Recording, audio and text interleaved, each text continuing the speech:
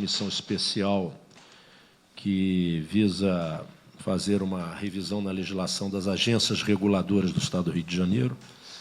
Eu quero já registrar a presença do deputado Luiz Paulo, nosso vice-presidente, e já os demais deputados irão se incorporando aqui aos nossos trabalhos. Em respeito aos convidados, temos a tolerânciazinha de 16 minutos, está razoável. Quero agradecer a presença do Dr. Márcio Roberto de Moraes Silva, presidente da CCR Barcas, e a sua equipe. Dr. José Carlos Prober, presidente da Supervia, também com a sua equipe, parte da diretoria, e Dr. Flávio Medrano da Almada, presidente da Metro Rio, também com a sua equipe. Sejam todos muito bem-vindos aqui à casa.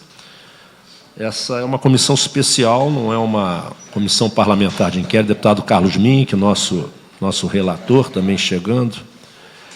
É uma comissão parlamentar que, depois da Casa muito debater o papel da regulação nos serviços do Estado, entendendo também que, em 2017, nós estaremos completando 20 anos da atual legislação, da primeira agência reguladora do Estado, e também percebendo que uma das saídas das políticas do Estado é o fortalecimento das PPPs, a Casa entendeu por bem criar essa comissão especial, que tem como objetivo revisitarmos a legislação e oferecermos ao plenário uma nova formatação atualizada, considerando as novas necessidades dessas relações de serviços regulados, para que possamos ter a garantia, primeiro, do bom serviço. Segundo, a garantia com que os sistemas funcionem dentro da previsão e da longevidade necessária ao seu pleno funcionamento, já que são políticas rigorosamente ligadas a políticas do Estado, que passam os governos. Terceiro, que se faz necessário, depois de quase 20 anos, uma revisão nessa legislação. Então, a comissão fez um calendário de oitivas. Já recebemos aqui o Dr. Sérgio Guerra, da Fundação Getúlio Vargas, foi a nossa primeira oitiva. Recebemos o chefe da Casa Civil, o Dr. Leonardo Espíndola, já que as agências estão, apesar de autarquias autônomas, estão vinculadas à Casa Civil. A comissão queria ouvir a visão da Casa Civil, aqui esteve presente o chefe da Casa Civil. Já recebemos a Procuradoria do Estado também, com alguns procuradores envolvidos nesse tema, já desde a sua criação.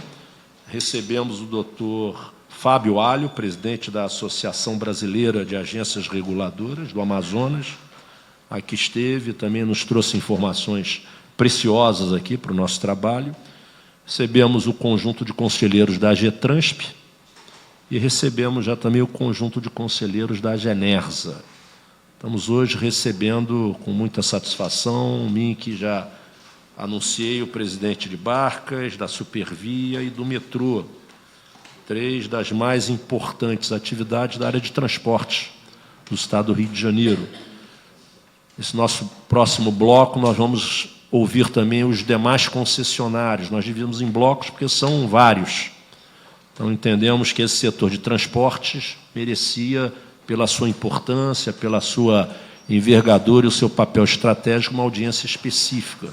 Vamos fazer com as concessionárias de rodovias, as concessionárias de saneamento e energia, também audiências separadas. E ainda vamos receber, por último, o presidente do Tribunal de Contas do Estado, com a sua equipe, já também para ouvirmos o papel do Tribunal de Contas, a sua visão, entendendo a comissão que, em alguns momentos, há um conflito de exercício de papéis entre agências reguladoras e o Tribunal de Contas do Estado do Rio de Janeiro. Então, com essas oitivas todas, esperamos que o nosso competente Carlos Mink, nosso relator, possa nos apresentar, com a colaboração do conjunto dos demais deputados, um projeto de lei que modernize, que atualize, que possa garantir com responsabilidade pública a oferta desses serviços. Então, quero agradecer em nome da Casa a presença dos senhores. Fiz questão de manter um contato anterior com cada um, explicando o foco aqui da nossa audiência. Então, tenho certeza que será uma audiência muito importante para a comissão. Nós queríamos hoje ouvir né, de 3 áreas estratégicas para o Rio de Janeiro, a visão dos senhores com relação à nossa atual regra de regulação de serviços concedidos no Estado do Rio de Janeiro. Esse é o foco aqui da nossa audiência. Claro que vai me desculpar o doutor Márcio, né, meu colega de cidade de Niterói, presidente da concessionária que eu uso todo dia. Por acaso eu aqui resolver perguntar alguma coisa de Barcas, eu peço que ele entenda que estou cumprindo o papel aqui de usuário de Barcas. Esqueci de falar, vamos também fazer uma audiência com as entidades que representam os usuários. A nossa última oitiva, nós vamos encontrar entidades, queríamos até a contribuição dos senhores, se puderem, através da assessoria, né, entregar a Cláudia, a equipe aqui, ao doutor Péricles, ao doutor Tiago, né, indicações de entidades que, junto com os senhores, têm debatido aí no olhar do interesse do cidadão, que é o grande interesse nosso nesse debate todo, cidadão usuário, especialmente.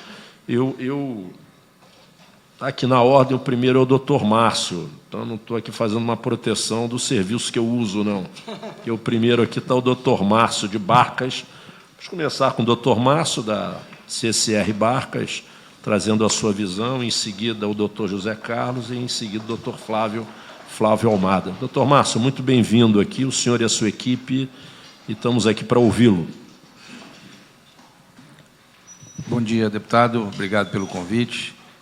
Cumprimentando o deputado Conte, gostaria de cumprimentar os demais deputados participantes da comissão, os companheiros aí de empresas de transporte público. Eu acho que o caso, e nós aqui vamos falar especificamente de Barcas, para se aí tirar algum proveito em relação ao trabalho que a comissão está fazendo, eu acho que Barcas é um caso típico que pode ser avaliado, né, à luz do que vem acontecendo no contrato de Barcas, como talvez pudesse ser resolvido de uma outra forma se tivessem sido dados passos diferentes do que foram dados até hoje. O contrato de Barcas, ele é um contrato onde ele apura para cálculo de tarifas. Vou apenas historiar para falar o problema que temos hoje e como deveria ser a solução. Ele apura os custos de um período anterior, identifica o número de passageiros transportados, estabelece uma margem e calcula-se uma tarifa. Tão simples assim.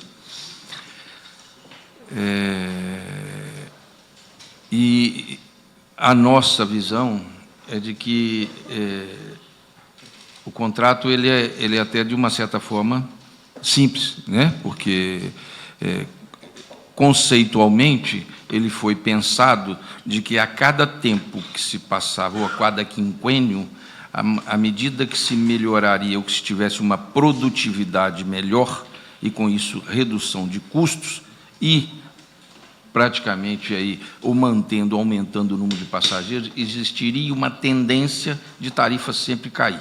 O conceito é esse. Só que também existe a possibilidade de uma redução de demanda, e com isso também, os custos se mantendo, você tem uma possibilidade de uma tarifa também ser maior, tendo em vista a redução de demanda.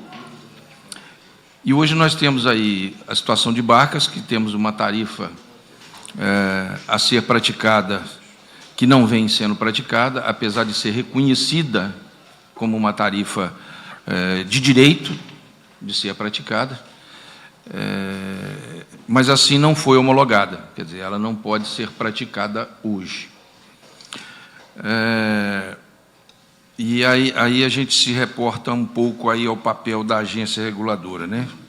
E, na nossa visão, caberia à agência reguladora não o papel de decidir sobre o que fazer em relação ao valor de tarifa. O papel da agência, naquele momento, ele deveria ser de valer o contrato e apontar aquilo que o contrato indica.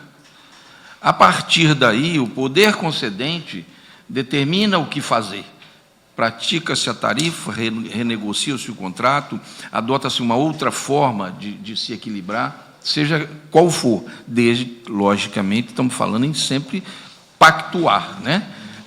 Não se está falando em rasgar contrato aqui. No nosso caso, por exemplo, essa tarifa não foi autorizada a ser praticada, e, com isso, a gente vem amargando um prejuízo a cada ano, né? Tivemos aí um prejuízo consolidado, publicado em balanço de 90 milhões no ano passado, estamos caminhando para 50 milhões até agora, no trimestre nosso que foi publicado ontem, no nosso relatório prestado à Comissão de Valores Imobiliários, e estamos caminhando para um distrato com o governo, né? Não é possível que se mantenha um contrato com prejuízo desse vulto, sendo que ele não está sendo, ele não está sendo respeitado. Poderia, volto a dizer, poderia ter sido negociado qualquer coisa, menos não ser praticado a tarifa de direito da empresa.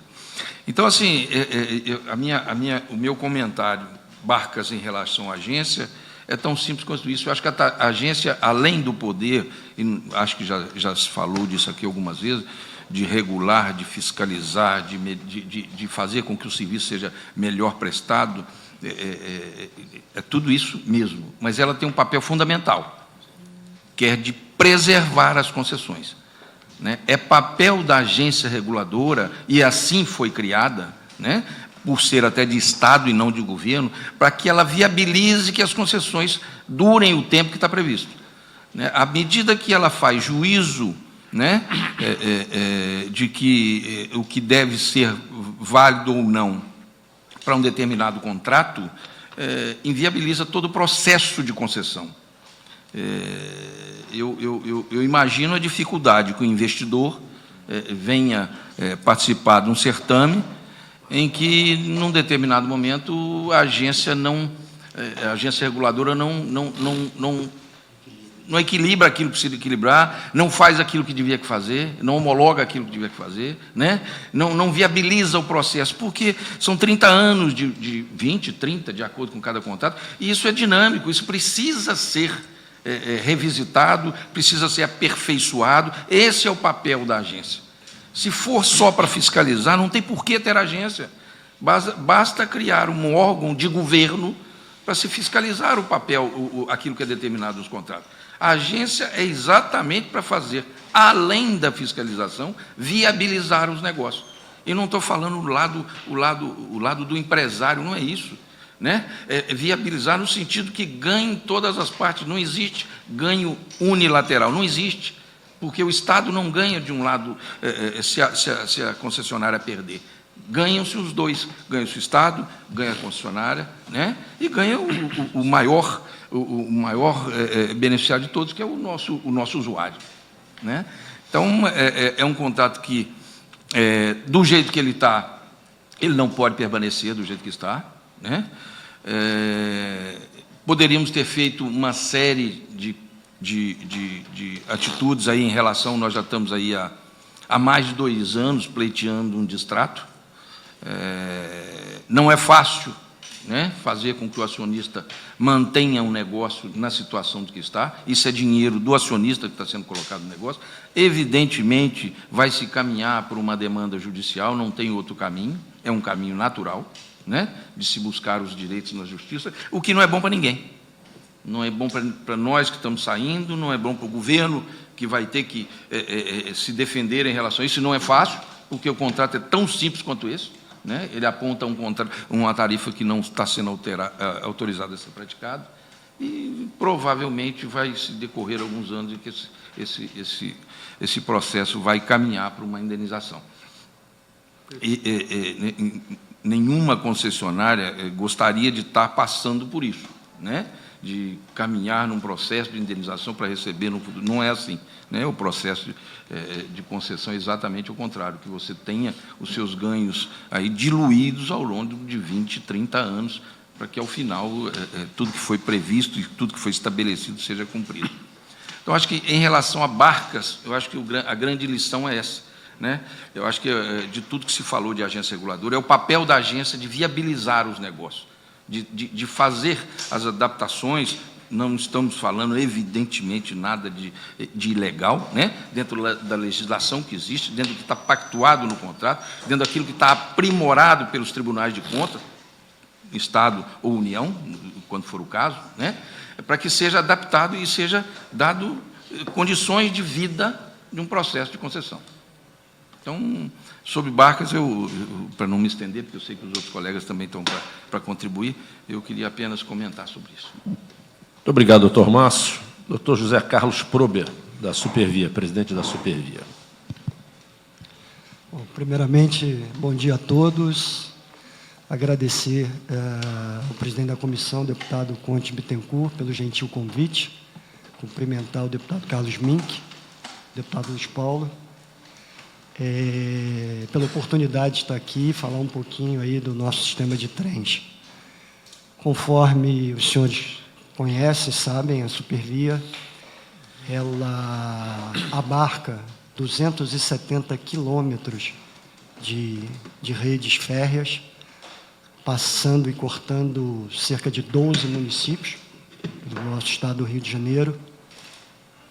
Hoje nós transportamos cerca de 700 mil pessoas diariamente, são 102 estações, então, de fato, o nosso trabalho é um trabalho árduo, do dia a dia, onde, infelizmente, a gente sofre muitas agressões externas. Aqui com meus colegas, conversando e levantando, fazendo um breve relato desse ano aqui de 2016, os nossos problemas de atraso, problemas de supressão, às vezes, de viagem,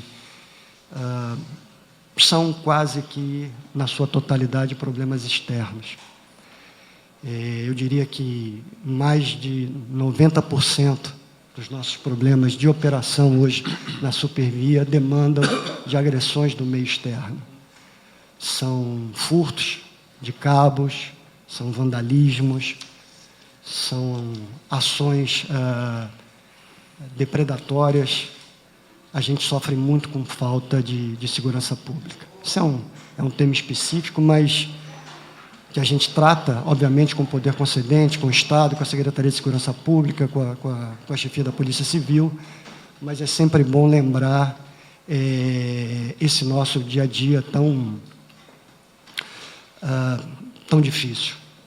Tão difícil. E assim mesmo, a Supervia hoje, a exemplo do que aconteceu nos Jogos Olímpicos e nos Jogos Paralímpicos, nós tivemos uma performance muito boa, reconhecida por boa parte da sociedade carioca e principalmente aquelas pessoas que não andam comumente de trem e passaram a usar o trem como transporte para poder acessar os Jogos Olímpicos, tanto Deodoro, como Maracanã, como também o Engenhão.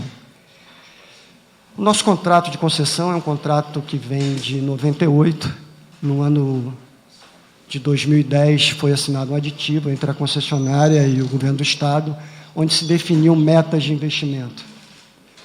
Hoje, essa meta de investimento é da ordem de 2 bilhões e 400 milhões, sendo que metade pela concessionária, Supervia, e a outra metade pelo Estado.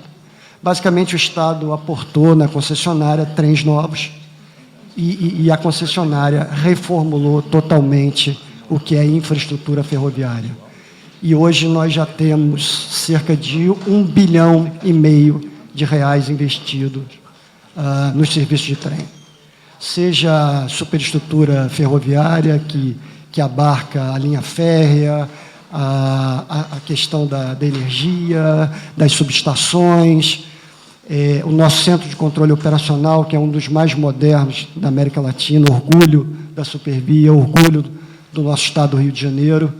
Nós temos um centro de treinamento para o nosso pessoal operacional. Os senhores sabem que maquinista não tem curso de formação. Nós recebemos os jovens com curso de 2º grau, curso técnico, e os formamos lá dentro da nossa casa. Se investe cerca de 2 anos para você ter um maquinista pronto para poder operar os trens da Supervia. Isso é bom que se diga para que os senhores possam ter um pouco da ciência, um pouco de conhecimento do que acontece por detrás da operação.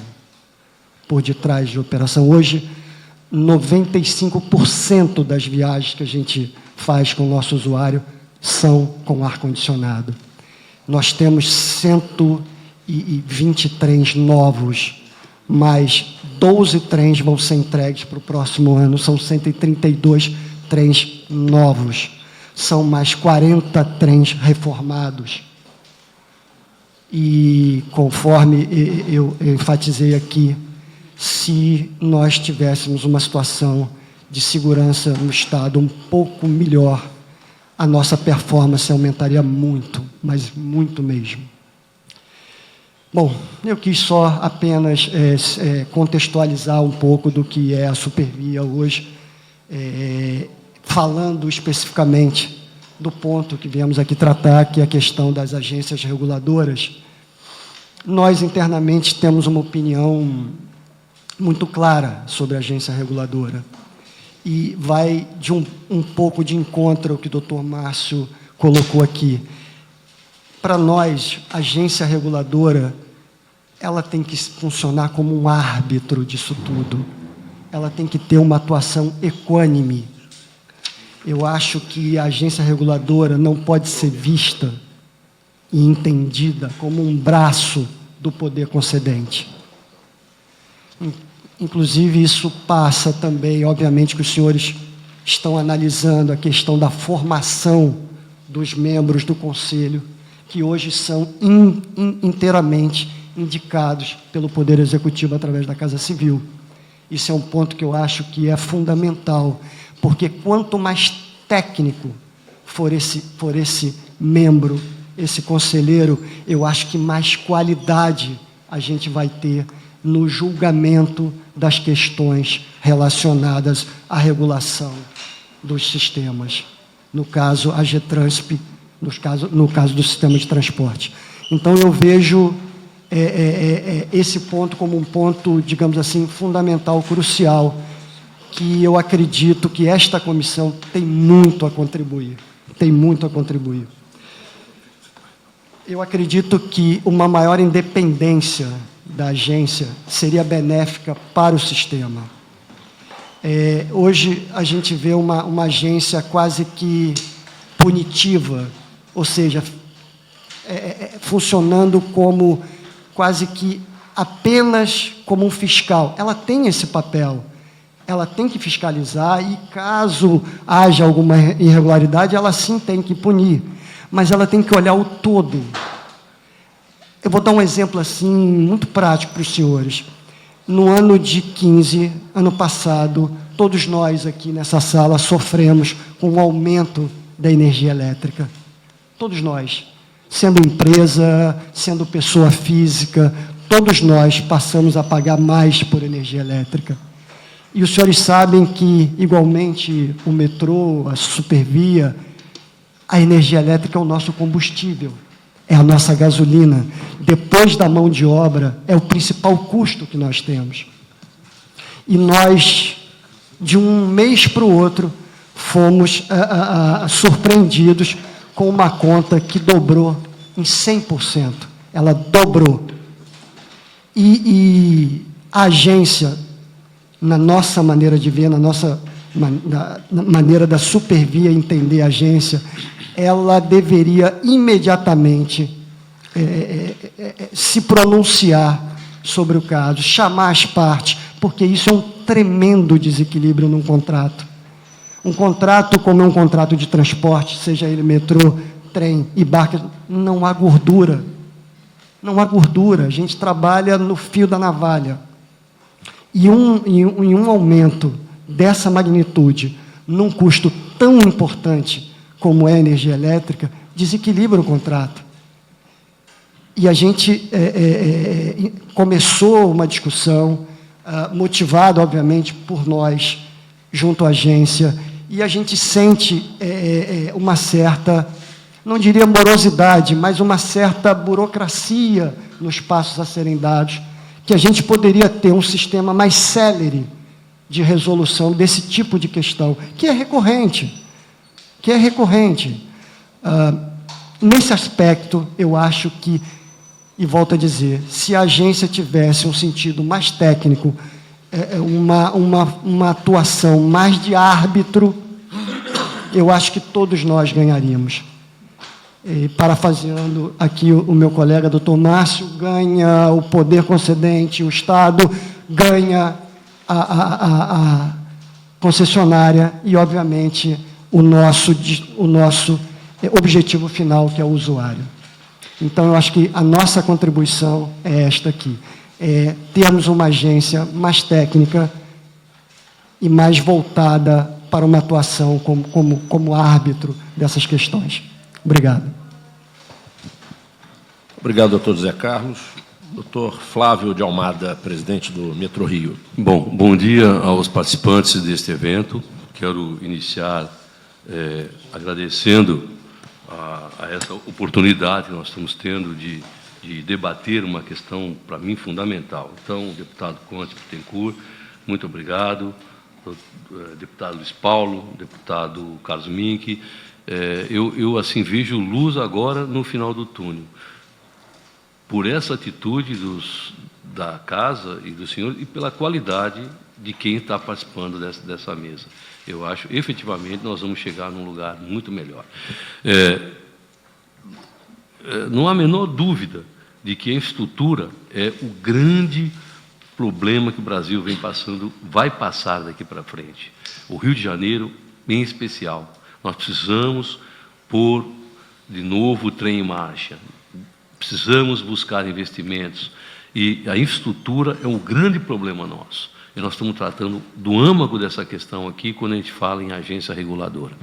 Eu também estou tendo a oportunidade, como presidente, eu fui presidente de Barcas, fui presidente da Dutra, eu presidi Via Lagos, eu presidi Aeroporto Internacional, fora do Brasil, e agora o metrô há 5 anos. Eu pude vivenciar várias agências. Eu fui agora, recentemente, da Alemanha, onde fui ver questões de metrô, mas fui ver também questão de regulação.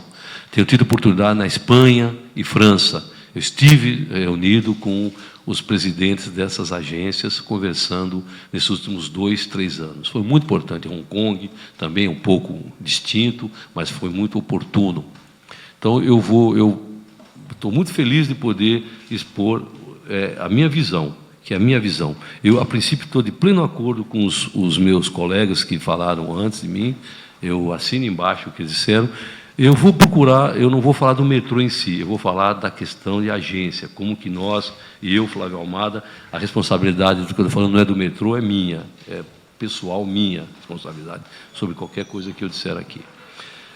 Eu vi nascer a ZEP, a agência chamava-se a ZEP, e eu fui para fora do Brasil, no Brasil também, outras agências, voltei, encontro o mesmo vício que foi criada a ZEP. Aliás, é uma questão que o Brasil vai ter que pensar muito nisso, para que a gente traga capitais, traga dinheiro de fora, mesmo internamente, é preciso que haja marcos regulatórios muito sólidos, que protejam a todas as partes envolvidas nisso. Eu gostaria de dizer, a primeira questão, então, nesse vício, existe uma profunda confusão entre a missão de que deveria ter uma agência reguladora. Ela não é uma agência, um órgão fiscalizador. Ela também deve fiscalizar. Mas, antes de fiscalizar, ela deve regular. E do que é regular isso? É participar e garantir que os contratos e os marcos regulatórios, as leis, como, por exemplo, aumento de tarifa, que seja, aumento de energia elétrica, que seja, tudo aquilo que envolve um equilíbrio, tudo aquilo que envolve o bem andar de um sistema que é constitucionalmente obrigação do Estado e ele o faz através de uma empresa privada, é preciso que haja uma ação regulatória no sentido de fazer com que as 3 vestes do triângulo, usuário, poder concedente e concessionária, estejam plenamente envolvidos plenamente articulados para o bem comum. Esse é o grande problema que nós temos na agência, nas agências, de modo geral, do Brasil, mas, em especial, este caso que nós estamos dizendo, a Getransp.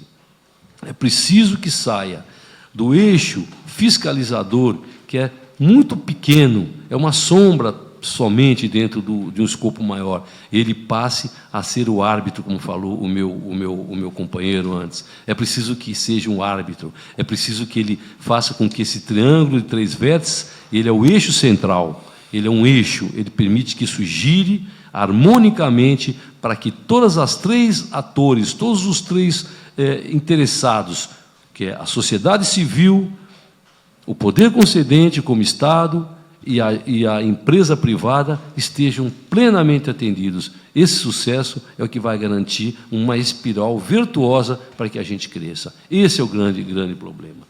E a agência não o faz. E aí nós vamos falar um pouquinho aqui, a seguir, na nossa visão, quais são os vícios que aí decorrem dessa questão. Eu acho que seria importante a gente deixar bastante claro que é necessário haver a modernização das normas e das regulações, das resoluções.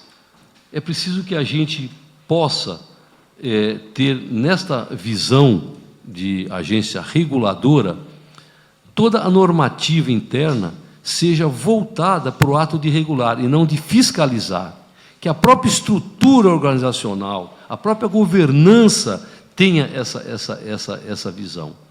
Nós temos hoje uma dificuldade quando existe uma decisão, uma resolução, onde os membros do Conselho, através de um relator, decidem por um voto que, por algum motivo, haja uma discordância de uma das partes, e, aliás, sempre essa discordância nunca é do Estado, nunca é do poder concedente, sempre é da concessionária, já demonstra aí um vício, um problema de funcionamento. Quando a gente vai recorrer, você não tem uma instância, a mesma instância que votou, a mesma instância que definiu por uma resolução, é a mesma que vai julgar um pedido administrativo.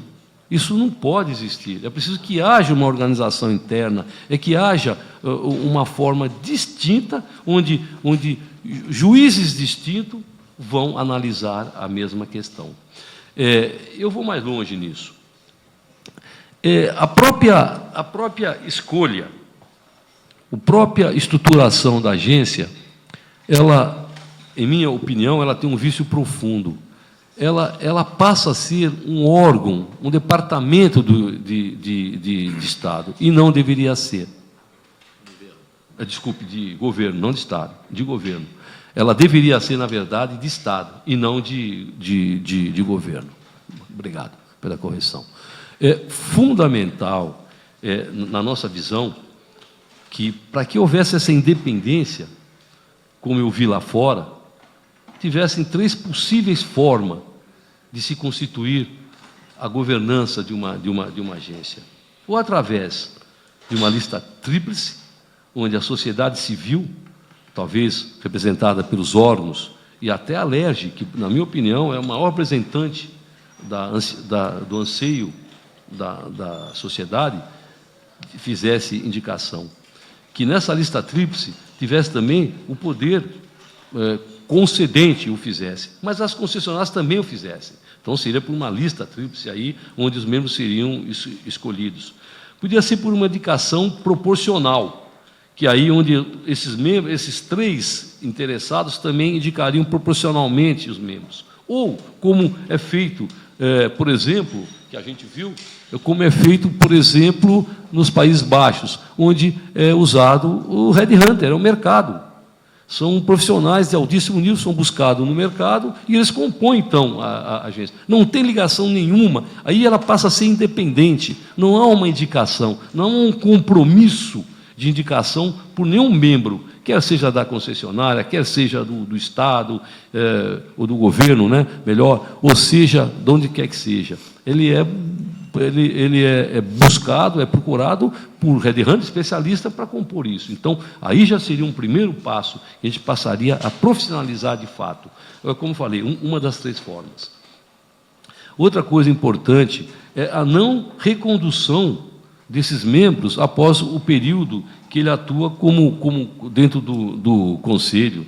Essa questão de se fazer, como eu vi acontecer aqui anteriormente, não nesse grupo da ZEP agora, mas anteriormente, era usado formas da próprio regulamento para poder ir estendendo o prazo. Tem pessoa que ficou 12 anos aí. Isso não deveria existir. Deveria ter um prazo, um máximo, 4, podendo ser reconduzido, mas não no período subsequente, mas daí a tantos anos, alguma coisa desse tipo. Quer dizer, precisaria haver efetivamente essa preocupação. E, sem dúvida, esses membros não deveriam ser trocados juntos. Eles deveriam ser defasados, né? Eles deveriam ser... claro, defasados, escalonados, de tal forma que aquele novo que entrasse, encontrasse já uma estrutura de governança que pudesse transmitir a eles o conhecimento e a história. Outra coisa importante que eu vi lá fora, e eu gostaria de deixar bem claro que isso é único aqui, e o Rio de Janeiro é único, é que a mobilidade hoje é uma questão estratégica a nível nacional. Você pode ver que o próprio governo recém-saído, a presidência da República recém-saída do governo, ela já tinha incorporado dentro da estratégia a mobilidade como, junto com educação, saúde e segurança, a mobilidade. A mobilidade é fundamental, gente. Nós estamos operando a linha 4 do metrô, só para vocês terem uma ideia, a linha 4 do metrô, que liga a Barra, onde se investiu alguns bilhões, realmente é de capital intensivo o metrô. O que acontece? Só com o ganho anual de um trabalhador, considerando um trabalhador, um produto de cada trabalhador médio no Sudeste de R$ 45 a hora, se você pegar o número de horas, não a totalidade, mas parte das horas que ele ganha no ano e transformar, ele acrescenta, a linha 4 vai acrescentar a um PIB regional, diga-se efetivamente na cidade do Rio de Janeiro, no município de Janeiro, um PIB anual de R$1,5 bilhão de reais. Olha que fantástico. Olha que fantástico, 15 quilômetros de metrô vão propiciar R$1,5 bilhão a mais de PIB. Como a estrutura de fiscal do Brasil, 30% a 32% são impostos dos vários níveis, nos 3 níveis, veja bem, basicamente 400 milhões, 450 milhões serão arrecadados de impostos pelo governo federal, estadual e municipal, devido à linha 4, devido ao ganho de PIB adicional, acrescentado, marginal, que vai ser ganho com o metrô. Olha que espetáculo que é isso. Agora, isso mostra, e fora da qualidade de vida, coisa que é mais importante ainda, olha a responsabilidade que uma agência tem de trazer o sucesso para um município com a mobilidade. Mas, para que isso ocorra, é preciso que eles tenham uma visão integrada. Não pode uma agência regular o metrô, regular a barcas e os ônibus. Nós somos transporte estruturantes. Nós criamos corredores que estruturam uma cidade. O uso da ocupação do solo, inclusive, ele é vis-à-vis, ele tem que ser pensado junto com a questão da incorporação de um corredor. Ora, eu não posso ter uma agência que regule o metrô, mas o metrô sozinho, o fundamental do metrô é a capacidade de captação de passageiros. Por isso que ele tem a cada 1 quilômetro, máximo 1 quilômetro e pouco, ele tem uma estação, para que ele possa captar. Mas é preciso que haja a integração. Se não tiver bicicleta, é importante, a ciclovia, se não tiver o ônibus, se não tiver o BRT, você não vive. E como que pode existir? Só aqui no Brasil, só aqui no Rio que eu vi isso. Todos os lugares que eu vi na Europa é lei, é questão básica da regra da comunidade europeia. Você precisa ter agência, a agência ela tem atuação não só municipal, a agência ela é metropolitana. E ela trata dos problemas, ela tem uma Câmara, ela tem uma vice-presidência só de mobilidade. Ela atua, sim, na mobilidade, nos ônibus, no que for, na bicicleta, no patinete. O que quer que seja considerado como integrante da mobilidade, ela é escopo e faz parte da área de atuação de uma agência. Então, essa agência nossa sofre de um vício brutal. Você vai na agência e não há como cobrar realmente dos membros do conselho da AGETRANSP. Se eles não têm o poder de regular, eles ficam como nós, choram, sempre choram, porque nós vemos um absurdo. Você investe hoje na linha 4, que deveria estar transportando 300 mil pelos estudos da Getúlio Vargas, estudos que foram feitos em 2011, e nós estamos transportando não mais que 80 mil pessoas. Ora, não é possível que a sociedade civil, que o governo e, portanto, o Estado, tenha investido alguns bilhões e nós estejamos transportando 80 mil pessoas por dia, quando o potencial tem 300 mil pessoas que deveriam estar passando na linha 4 do metrô. Por quê? Porque não existe uma integração. Então, esta deveria ser a preocupação da agência. A agência deveria pensar grande, longe. A agência teria a obrigação de ter um sucesso. E isso é um vício, um problema sério, como falaram os meus colegas de mobilidade aqui, antes de mim. A agência se preocupa em multar. E não é por aí. É preciso que haja, efetivamente, o desejo do empreendedor de empreender aqui, de pôr dinheiro no Rio, de pôr dinheiro em mobilidade, porque ela traz um retorno rápido financeiro e uma qualidade. A taxa interna de retorno não financeira, mas social, é muito elevada, se você puser trilhos. É questão de carbono, é questão de meio ambiente, é questão de estruturação. Então, eu acho que esse é um ponto importante que a agência tem que repensar. Então, ela tem que pensar que ela tem que ser uma agência com uma ampla atuação, não só na área de trilhos ou da água, ela tem que atuar na área de ônibus, que tem a ver com a integração. É preciso que haja integração financeira, né, econômica, portanto, e física. Deixe-me ver mais um instantinho aqui. Já falei sobre a qualidade. Outra coisa importante, por ela não regular, o que acontece? Existe uma confusão que esta presidência, a minha cadeira, no meu caso, que eu estou assentado lá, eu perco grande parte do meu tempo me preocupando, que deveria ser uma coisa estrutural da própria agência junto conosco, do próprio poder concedente, que ela pusesse à mesa nós todos juntos, mas o TCE tem uma atuação em cima das agências, em cima do metrô. O PROCON me multa por coisas incríveis. Ele mal sabe o contrato, ele desconhece radicalmente o contrato de concessão. E vai o PROCON e me mete multa, eu fico gastando dinheiro, um tempo, que isso, no fundo, vai acabar revertendo na tarifa, vai aumentar a tarifa por conta dessas despesas absurdas, para mim ficar administrando, mostrando ao PROCON que o que ele está me multando é absolutamente incompatível com o metrô. Nenhum metrô do mundo pode fazer o que eles querem. Seria maravilhoso, mas o metrô ainda não chegamos a esse nível. Nós ainda não estamos fazendo o teletransporte das pessoas, usamos meio físico. E está lá o PROCON fazendo.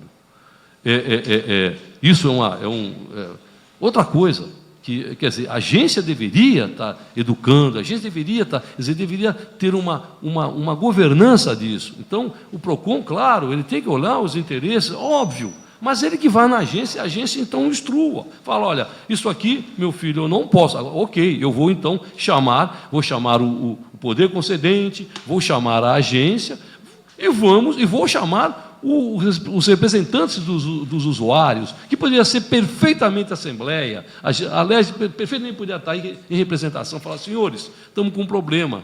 Eles querem que a gente autorize a ter um vagão para transportar.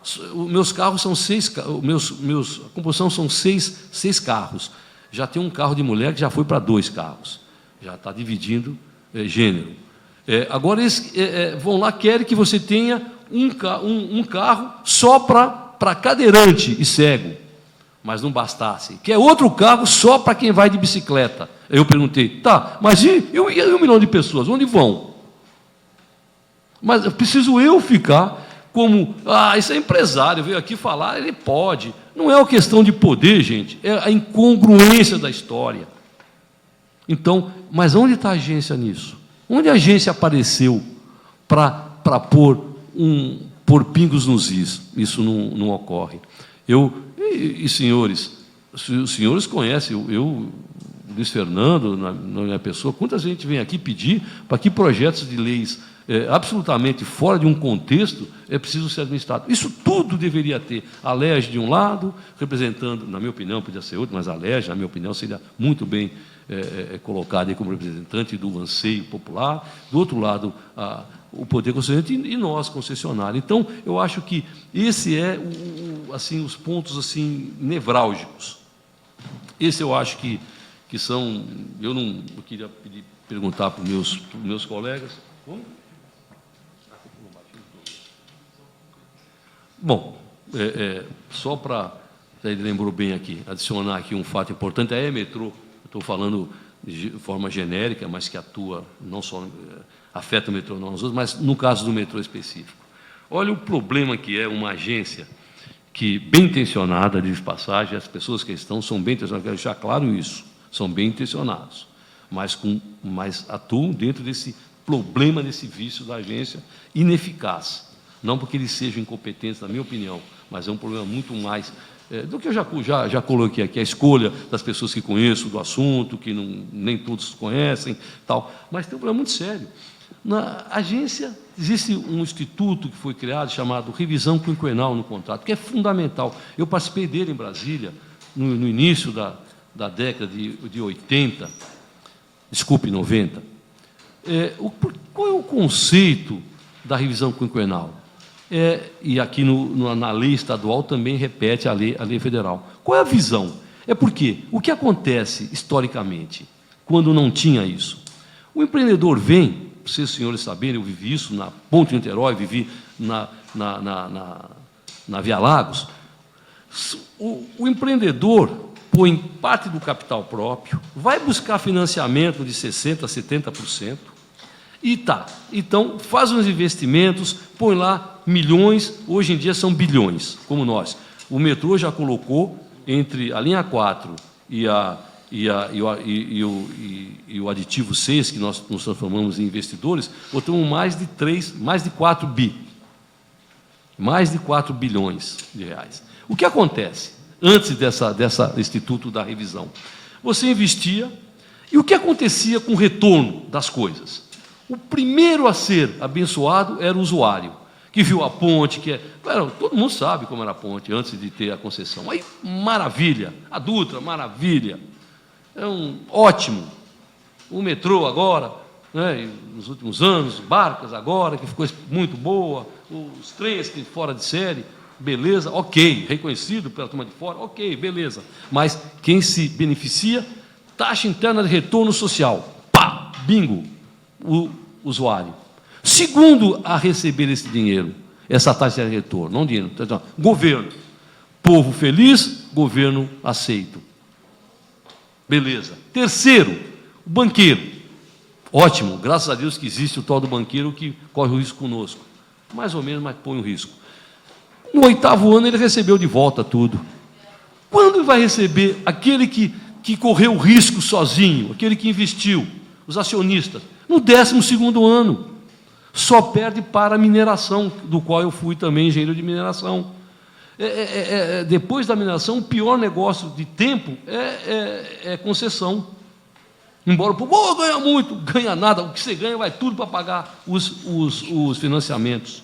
Mas mas ok, mas vai ganhar no 12º ano. Isso, como o risco é alto, a tarifa tem que ser alta, porque a taxa interna de retorno financeiro tem que ser alta para compensar esses 12 anos de risco. Muda de governo, muda de humor, o Brasil perde na Copa, todo mundo muda, e fica o sujeito 12 anos esperando para ganhar o primeiro centavo. Senhores, olha, o metrô tem o quê? Você está dizendo, quantos anos que o metrô é concessionado? 19 anos. O primeiro lucro, o primeiro cheque fui eu que dei. agora, o ano passado. Foi uma festa, foi a primeira vez que o acionista recebeu um dinheiro depois de 19 anos. Foi a primeira vez que ele recebeu um cheque. Então, olha o tempo, loucura do tempo que é para você ter o retorno do seu capital. Aí criaram o quê? Criaram essa questão da revisão, porque aí você baixa o risco. A cada 5 anos, o empreendedor corre só 5 anos de risco. No 6º ano já houve um acerto. E o que aconteceu? Agora, recentemente, a Getransp resolveu, intempestivamente, repactuar o contrato sem ouvir a gente, criou um fluxo futuro, onde pôs as receitas até o ano de 2038, que eu não concordo, que isso não vai acontecer, não está acontecendo, depois receita maravilhosa, cortou os custos. Para vocês terem ideia, gente, a Getransp cortou o custo de troca de trilhos. O nosso companheiro sabe quantos milhões você troca todo ano de trilho. Disse, não, isso não está fora. Chama-se investimento recorrente. Ele cortou 0. Falei, daqui para frente vai ser 0, é 0. Aí, quando eu for ver no voto, está lá, a Getúlio Vargas, que os assessorou, escreveu claro, e o pobre do relator, quando relatou o voto, anexou algumas cópias de alguns da parte do book grande, e infelizmente ele pôs bem, está lá oficialmente, está na minha mão. A gente fala assim, recomendo que seja suspenso a revisão quinquenal e seja repactuado um novo contrato, um novo fluxo de caixa com a concessionária. Isso foi feito? De jeito ou maneira. Eles descobriram que eu devo 200 milhões. 200 milhões ao Estado. Ora, nos últimos 5 anos, todo mundo sabe que não aconteceu nada demais, a não ser muito investimento meu. Onde vocês arrumaram 200 milhões? Onde eu pus 200 milhões no bolso? Uma loucura. Isso foi colocado. Claro, nós estamos indo, agora já fomos à justiça e vamos ganhar, não há dúvida. Fomos porque eles desconsideraram a regra do contrato, largaram o contrato de lado, criaram uma nova regra e chegaram para o governo, você tem 200 milhões a ver do metrô. Piada. Isso não é regulação. Isso por quê? Porque tem um vício profundo. O dia que quem fizer a governança da agência reguladora tivesse a visão de regular, ele se chamaria e falaria, o que aconteceu nesse período para vocês ganharem? Ia ver que isso não houve. Bom, gente, eu me prolonguei um pouquinho, mas acho que foi a oportunidade que eu agradeço de expor. Em síntese, é o seguinte, nada de ruim, as coisas não tão boas, mas poderão ficar muito melhores a partir de agora desse movimento dos senhores. Eu torço para que tudo dê certo. Muito obrigado, gente. Obrigado, senhores. Muito bom, doutor Flávio. Muito bom. Muito obrigado. Deputado Carlos Mink. Bom dia a todos. Doutor Márcio Moraes, Zé Carlos Prober, Flávio Almada, meus colegas aqui, o presidente da comissão Conte Bittencourt, Luiz Paulo Correia, vice-presidente. Bem, em bom momento, o deputado Conte realmente propôs essa comissão. Essa Assembleia faz sabatinas, a gente vai falar sobre isso também, pouco expressivas, com poucos critérios, e não tem a menor ideia do que acontece com as agências. Sabe que todo mundo está insatisfeito com as agências, com o serviço, com a Assembleia, mas não tem ideia. E essas audiências, o deputado Conte já relatou, as várias oitivas que nós tivemos, são muito interessantes, porque pessoas que a gente tem ouvido são especialistas, professores, procuradores, dirigentes das agências, e agora, importantíssimo, ouvir os dirigentes das concessionárias, no caso da área de transporte. Bem, eu vou colocar algumas questões para vocês, mas já dizer que vários dos pontos que vocês levantaram, entre nós, aqui da comissão, vários consensos estão sendo construídos para essa lei que nós pretendemos fazer. Estamos acompanhando também a tramitação da lei no Senado, que tenta modernizar a questão da regulação no país. É um olhar completamente diferente, né? E, por isso, é importante ouvi-los de forma ampla, clara e direta. Eu vou rapidamente ressaltar alguns pontos em comum, porque a gente já pode discutir outros, né, que alguns já há, aparentemente, um certo consenso sendo construído aqui entre nós. O primeiro deles é a questão da não recondução dos mandatos, né? Isso daí é algo que a gente tem trabalhado, vamos ver como elaborar isso, né? Dos mandatos individuais, né? Sendo escalonado, como foi dito, para não haver uma quebra de continuidade. Também foi discutido, vocês não falaram disso hoje, mas nós questionamos a questão da taxa de 0,5%, outros estados ela é maior, e nós vimos que não seria necessário realmente mexer nessa taxa, embora alguns colocassem isso, até porque um outro ponto que vocês levantaram e nós, pelo menos nós da comissão, defendemos, é a questão dos ônibus entrarem também na agência. Isso significaria mais recurso também para a agência e mais integração da atividade reguladora. Resolveria simultaneamente dois problemas: a integração e o financiamento sem elevar a taxa. A ideia de serem quadros técnicos, o deputado Luiz Paulo chegou a falar de concursados, uma sabatina não na comissão, mas no plenário, de verdade, como é feita, por exemplo, nos Estados Unidos, em alguns casos no Senado, e a independência, inclusive independência financeira e independência administrativa das agências. Financeira no sentido, isso a gente vai ver como colocar na lei, no projeto de lei, para não haver arresto ou não haver contingenciamento do recurso que não é público, que é pago pelas agências, pelas concessionárias.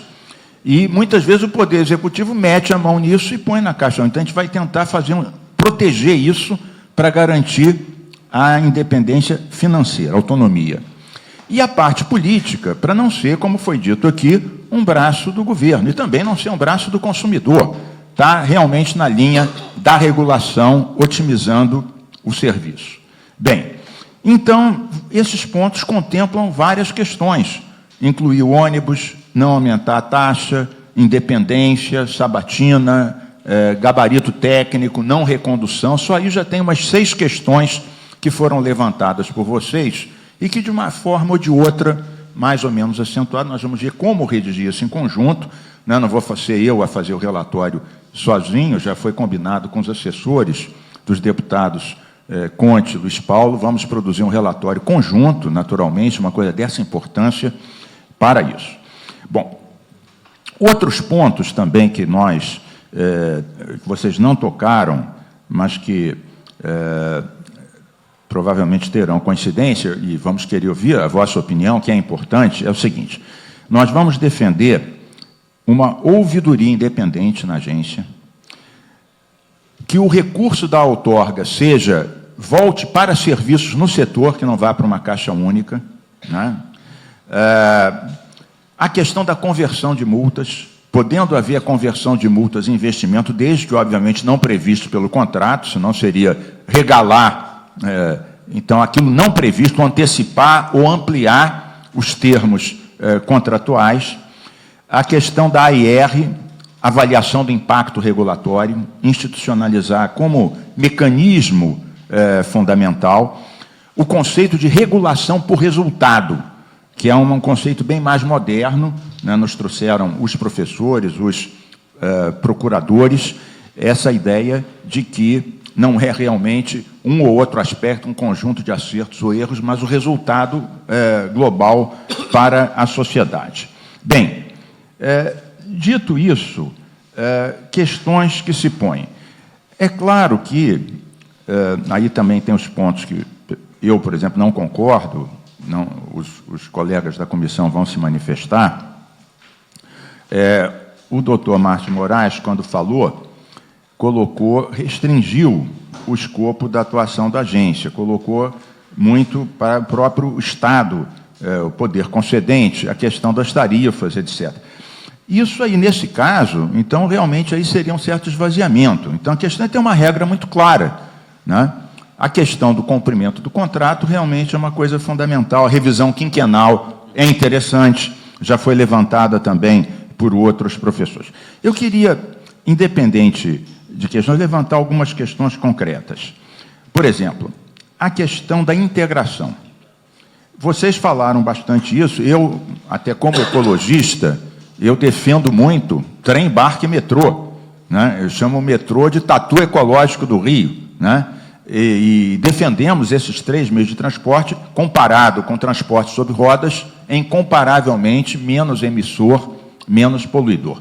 Agora, a integração não depende só, claro, depende de uma política de Estado, mas também depende de políticas de vocês, no sentido de colocar as estações, pensar os circuitos, já pensando na integração. Então, seria interessante, quando a gente fala de integração, haver propostas das próprias concessionárias que aumentem a eficácia dessa integração. Não é admissível que a linha 4 esteja em 80 mil, podendo estar em 300 mil. Né? Isso realmente, quantos carros a mais sairiam de circulação se transportasse 300 mil e não 80, que é um desserviço para o volume de investimento que foi gerado. Agora, por exemplo, nós recentemente aprovamos leis garantindo, por exemplo, integração também com o próprio transporte cicloviário, né, que nas estações tenha bicicletário, de trem, barca, metrô. Isso daí era algo também interessante ouvi-los, porque há lei sobre isso, sobre o estímulo a essa outra integração, que não é entre esses 3, mas que também ajuda esse conceito de mobilidade que realmente é estratégico. Uma outra questão, tem um projeto tramitando aqui, meu e da deputada Tânia, que fala também da integração de outra coisa. Por exemplo, há a questão da gratuidade, estabelecida por lei. Não estou discutindo diminuir, aumentar, subsidiar. A que está na lei hoje. Cada um dos modais tem o seu cartão de gratuidade. Metrô, barca, trem, etc. Então, a questão é que um usuário que tem a gratuidade tem que ter 3 cartões. Então, nosso projeto é no sentido de unificar esses cartões sem aumentar custo. Seria algo que melhoraria também a própria integração. Então, isso é uma coisa que eu gostaria de saber também a vossa opinião. O projeto tramita, não aumenta custo, não aumenta a gratuidade, apenas cria o conceito, não seria do dia para a noite, tem que ter uma transição, mas e dependeria de vocês também, a ideia de ter um cartão único para isso. A questão da segurança, que foi levantada pela Supervia, mas por todos também, é essencial. Eu quero dizer que, claro, que a gente vai tentar, não nessa comissão, mas nas nossas atuações parlamentares, também estimular isso, né? A questão da segurança ligada à mobilidade. Eu próprio fiz uma lei, recentemente eu enviei para o metrô e para a Supervia, que me responderam os ofícios. Eu criei, há um tempo atrás, um cadastro da questão dos fios de cobre, fios roubados, né? Para coibir. E os dados que vocês responderam, tanto o metrô quanto a Supervia, são de uma quantidade brutal, né? Nos últimos 5 anos, os fios roubados de metrô e Supervia dão 4 voltas em volta da Lagoa Rodrigo de Freitas. E, pelo que a gente sabe, a apuração da polícia sobre isso é fraca. A lei que existe do cadastro sobre isso, também ela é, em parte, descumprida. Queria, então, apenas dizer o seguinte, nós queremos que a agência seja forte, que o eixo seja a regulação, que os quadros sejam técnicos. Há discussões entre nós não resolvidas, o deputado Luiz Paulo tem uma posição, ele vai naturalmente falar na hora dele, que é uma agência única e não 2. Isso, há resistência a posições diferentes, não batemos o martelo ainda em relação a isso. O deputado Luiz Paulo naturalmente vai falar sobre isso. Uma questão que eu gostaria de ouvir vocês é a questão, além desses pontos que eu levantei e que vocês não tinham se manifestado, da conversão de multas, da avaliação de impacto regulatório, da outorga convertida em obras, seria também a ideia da relação, a questão contratual, do ponto de vista da amplitude dos serviços. Então, na verdade, essas questões elas são dinâmicas. Nós pedimos, inclusive, provavelmente vamos colocar isso na lei, a questão que as agências façam relatórios precisos, semestrais ou anuais, para a própria Assembleia e para o Poder Concedente, para ter um acompanhamento, para isso não acontecer a cada 5 anos, para nós sabermos realmente o que está ampliando, né? O ar-condicionado, a pontualidade, quer dizer, indicadores de qualidade dos serviços. Isso é que eu acho que é o fundamental. E de que maneira esses investimentos contratuais, de que maneira eles estão sendo atingidos, mas não chegar no fim para saber se foram ou não, que tem um acompanhamento mais permanente através desses relatórios semestrais. Então, só para colocar essas questões, que o nosso objetivo realmente é esse, é ter uma agência forte, né, com autonomia, com eficácia, e que o foco não seja apenas um PROCON das concessionárias, mas que seja da qualidade do serviço como um todo integrado.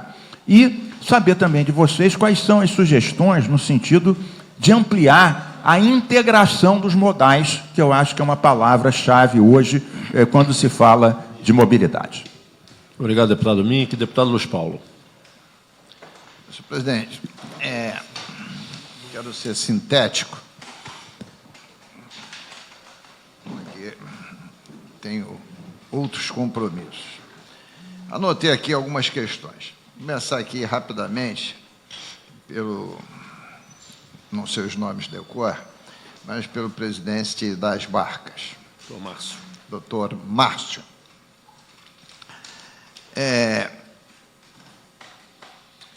Função principal da agência, ela é reguladora, inexorável, e tem que ficar bastante claro.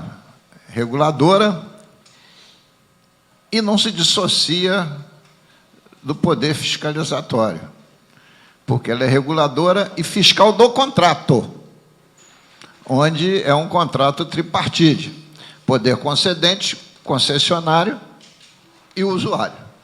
Então, não há como separar a capacidade de regulação da capacidade de fiscalização.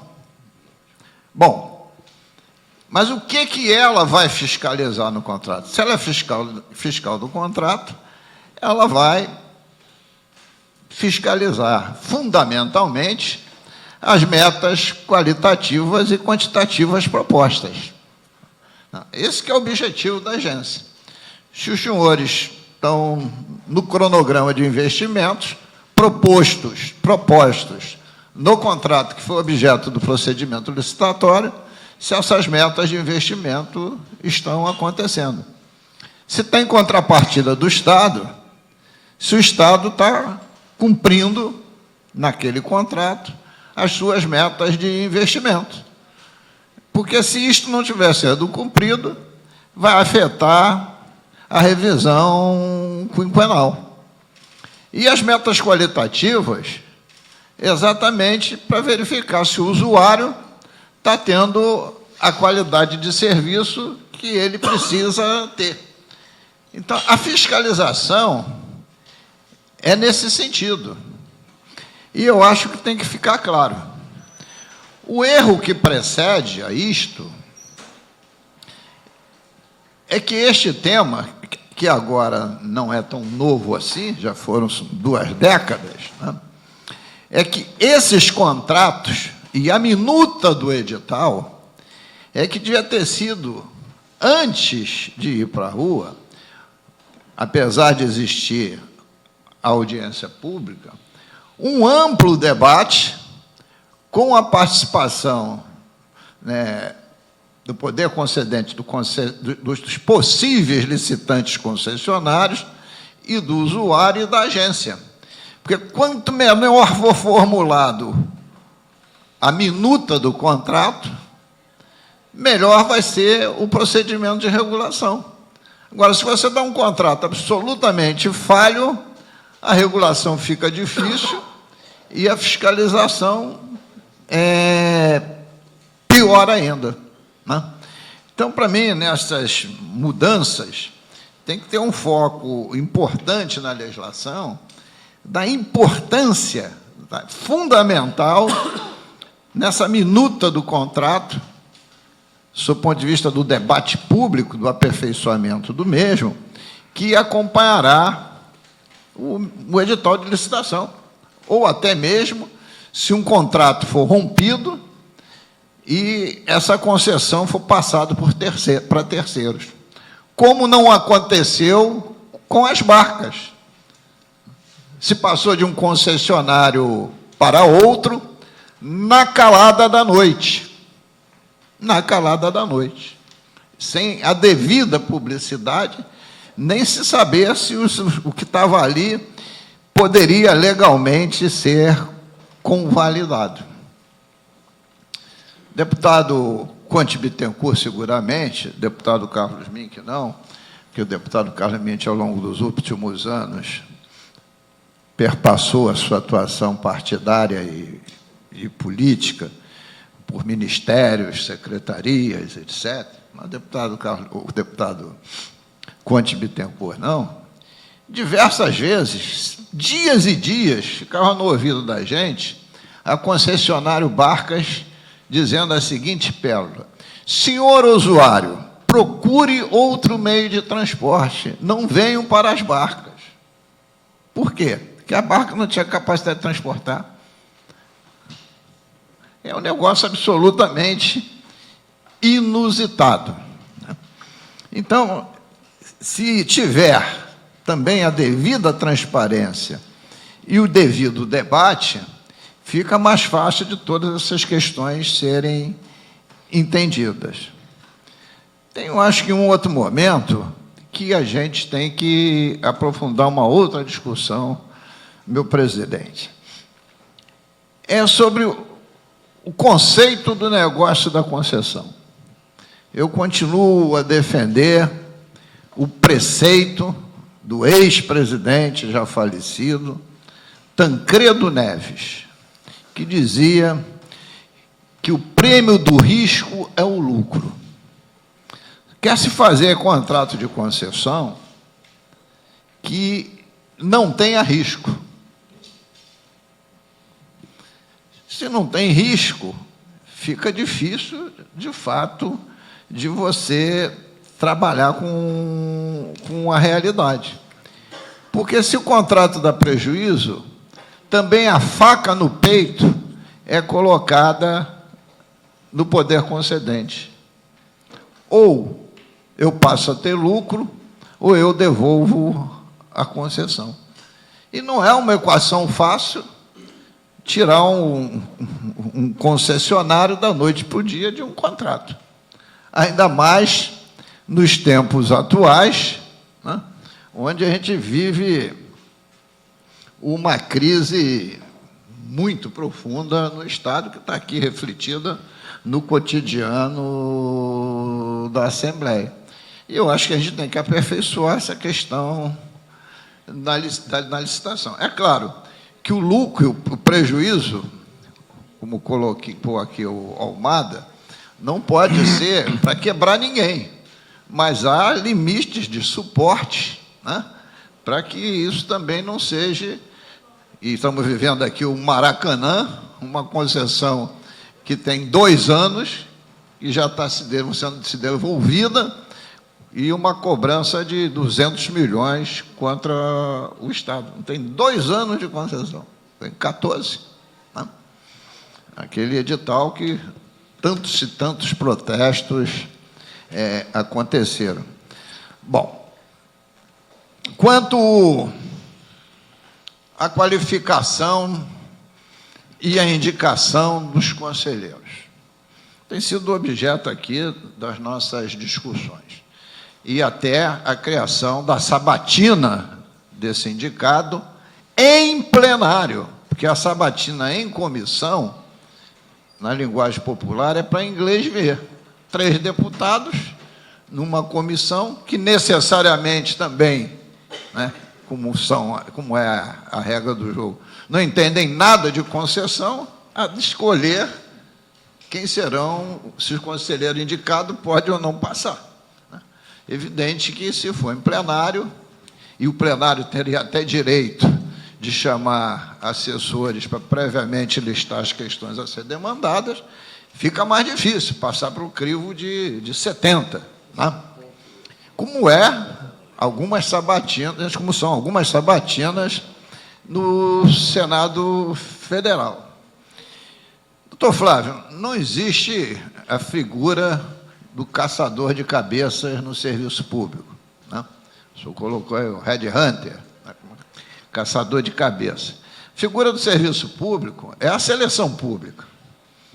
Eu acho que também não tem que ter mediação de composição. A LERJ indica X, Poder Executivo Y, o concessionário Z. Porque, no meu entendimento, aí não passa a ser uma agência autônoma e independente, passa a ser ali uma agência do conflito daqueles que entendem, que vão defender interesses diversos. O que temos defendido, mas não temos aí numa posição fechada, é um processo de seleção única e exclusivamente profissional. Vamos selecionar X conselheiros pelo prazo de um mandato, imaginemos que fosse 4 anos, e quem for para lá, o salário é tanto, vai ter um contrato de 4 anos, acabou-se que o contrato está rescindido e acabou-se, né? E um processo de seleção para escolher tecnicamente esses conselheiros. Não precisa ser indicado por ninguém, né? Não precisa ser indicado absolutamente por ninguém. Até porque a indicação são sempre difíceis. Até porque se só indicação técnica fosse referendar qualidade, ética e competência, nós não teríamos na Operação Lava Jato tantos técnicos tão bem qualificados na Petrobras comandando o esquema de corrupção na Petrobras. Então, tem que ter um processo de seleção no meu entendimento. Quanto à mobilidade, concordo plenamente que a mobilidade afeta diretamente a economia regional. Nem só a local, a regional. Os congestionamentos provocam prejuízos incomensuráveis. E aqui, deputado Conte Bittencourt, nosso presidente, deputado Mink, eu, seguramente a comissão inteira, não conseguimos entender mais, e isso valeu na década de 90, quando começou com a ZEP, mas para agora não vale mais, ter esse inoperante detro regulando os serviços de ônibus, que é um dos principais vetores da mobilidade e que, evidentemente, tem que fazer parte da integração física e financeira dos grandes eixos de deslocamento, que são trem e metrô. O detro tem que ser extinto. Isto é um atraso. Não vai se avançar nunca em mobilidade enquanto separar ônibus de trem, metrô e barca. Isto é uma loucura, sob o ponto de vista de mobilidade no dia de hoje. E ainda mais. Enquanto não faz isso, as integrações não se completam. E por mais que tenha na cidade do Rio de Janeiro BRTs e outras soluções mistas, VLTs, etc., não é isto que resolve o problema de transporte da região metropolitana. Resolve o problema de transporte da região metropolitana por ordem, trem, metrô e barcas. Ônibus sempre será complementar. Então, isso tem que ficar, e ficará na nossa proposta, muito, mas muito claro, porque senão também não adianta esse conceito de agência. Deputado Luiz Paulo, me concede um brevíssima parte. Pois não, senhor relator. Não, lembrando, Vossa Excelência falou agora, com que eu concordo amplamente, me lembro que em 2013, último ano que eu estava na secretaria, a gente encomendou um estudo das linhas de ônibus na área que tinha supervia e que tinha metrô, e qualificando basicamente quais eram alimentadoras e quais eram concorrentes, sendo paralelas ou perpendiculares. E cerca de 70% delas eram concorrentes e apenas 30% eram alimentadoras, o que mostra a importância do que Vossa Excelência acabou de dizer, que realmente, desde a concepção, não prevalece o conceito da integração. E continuando, eu concordo consigo, deputado Mink. Essa questão da integração, ela é tão importante, porque se analisar os investimentos do município da capital, mais recentemente, você vai ver eixos de BRT, como o Transbrasil, competindo com o sistema ferroviário. Exatamente. E o Transbrasil, BRT, na sua concepção original, não tinha nenhuma integração com outros BRTs que viessem da Dutra, da Rio Juiz de Fora, ou, quiçá, da Via Light, para ver a esculhambação ampla, geral e restrita. E é como houvesse assim um caminho para dizer assim: a solução da região metropolitana são os BRTs. Vamos deixar morrer o sistema ferroviário. O Flávio Almada falou de muitos bilhões investidos. 8 bilhões e meio na linha 4, que, na verdade, não é a linha 4. É um mix de um pedaço da linha 4, da Gávea para a Barra da Tijuca, e uma linha que nunca fez parte de nenhum planejamento metroviário dessa cidade, que nós resolvemos batizar de Linhão, que liga a Gávea à estação de General Osório, que não atingirá a demanda ideal, porque você chega na General Osório no nível diferente que chega a linha 1. Tu tem que fazer um transbordo, porque a estação General Osório não foi construída recentemente para ter a chegada da linha 4. Que é um desperdício imenso de dinheiro por uma invenção, não de uma estrutura de planejamento do Estado, mas de fora para dentro, a troco de Copa do Mundo. E mesmo que tivesse chegando no mesmo nível e não precisando de transbordo, tem uma outra aberração para ampliar o prazo de concessão do metrô, que foi a gambiarra aqui da Central, entre a linha 1 e a linha 2, em detrimento da construção do trecho da linha 2, Estácio Carioca. E aí está o executivo atrás disso, e agências silentes, porque sequer são ouvidos. E esses contratos, na maioria, esses estudos feitos na perna, foram pelo gabinete da Casa Civil com a Fundação Getúlio Vargas. Quer dizer, nem Secretaria de Transporte entrou nisso. Então, essas coisas, nessa proposta de projeto de lei, tem que ficar claro.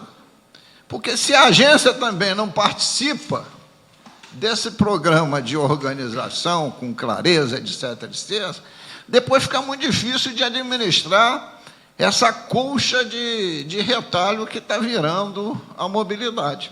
E, de outro lado, mesmo com essa crise toda, só para concluir, presidente, que tem que ser uma exigência do nosso projeto de lei. Está nessa casa, já recebeu mais de 100 emendas, as emendas foram discutidas, e não se cria o ente coordenador da infraestrutura de mobilidade e saneamento na área metropolitana. Porque enquanto a visão não for metropolitana, também não funciona. Também não funciona. E concluindo, senhor presidente, porque esse é um tema, evidentemente, bastante mobilizador. E aí também sem nominar. Veio aqui a agência de transporte, que eu não gosto de falar Angetransp, porque se ninguém conhece o que é Angenesa, a gente vai falar da agência de transporte. E veio a agência de saneamento, né? Nós assistimos as duas. É claro que a agência de saneamento está pelo menos uns 10 passos à frente, do seu ponto de vista organizacional, em relação à agência de transporte. Todas as duas são importantes? Claro que todas as duas são importantes. Quando faço a defesa, e é um tema polêmico, de uma agência única, é porque haveria uma melhor unicidade, desde que essa seleção dos conselheiros fosse por uma seleção pública, né? E, além de ter mais unicidade, você poderia ter as câmaras técnicas diversas para estar promovendo esses debates, que aí vem na questão que o Flávio colocou. Bom, o problema com a Supervia, podia estar lá na Câmara Técnica de, botar um rótulo qualquer, mobilidade. É um problema, papão. Ele recorreu. A Câmara Técnica julgou o recurso dele. Acatou ou não acatou? Não acatou. Ele recorre aos conselheiros.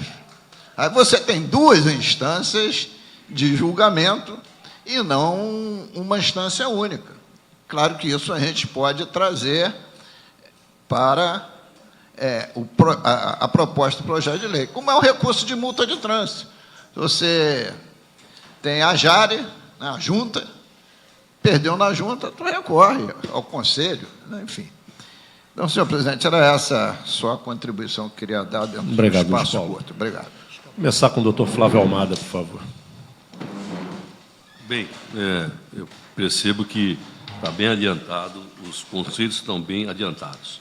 Eu gostaria, então, o nobre deputado Carlos Mink colocou algumas questões sobre a ouvidoria, nós não colocamos porque achamos, isso faz parte do que colocamos, no contexto da regulação, tem que ter mesmo, não há dúvida.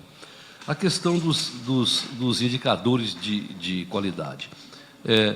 A gente tem mania de inventar as coisas, né? Nós percorremos a Europa, porque a Europa, na minha opinião, ela tem no bojo da Comunidade Europeia as normas muito claras e muito rígidas para todos os membros.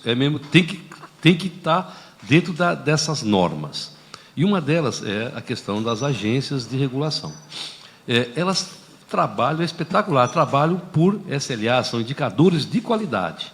Elas regulam pelo indicador de qualidade. Todo contrato tem regulação de qualidade. Só que ela tem bônus e ônus. A concessionária que cumpre tem bônus. A concessionária que não cumpre tem ônus. Isso é importante lá. Era importante uma visita dos senhores, antes da lei, fazer uma visita oficial. Seria muito importante. Vocês vão ver coisas, como eles avançaram em 50 anos, 30 anos, na verdade, que eles já existem lá.